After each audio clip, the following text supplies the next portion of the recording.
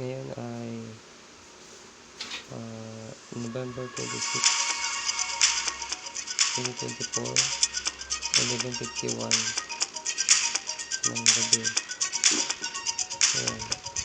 Ang topic natin ngayon, daily withdrawal dito sa Miss Corner. Meron tayong wallet balance na 673 at i-withdraw natin yan ngayong gabi. Magkano na withdraw natin kanina? 1,404 pesos. Dumating yan ng 12 ng tanghali. Okay? So, withdrawin na natin to ito. Yan. Withdraw max.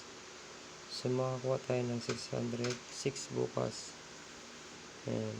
Babawasan tayo ng 666 sa ating account para bukas.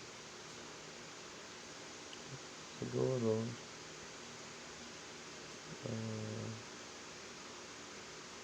gawin na natin saktong 600 ano. Ayan. Ayan. Gawin natin 600 ang i-withdraw natin ngayong gabi. Tignan natin yung Gcash account natin. Ayan. Submit natin yung order natin. Confirm. Ayan. Nakapag-withdraw na naman tayo ngayon. Withdrawal application 11:53. Okay. 26. Ayan lang. So, sa mga nagtatanong, comment lang kayo dyan sa comment box ng ating video para masagot natin ang lahat ng mga tanongin mo.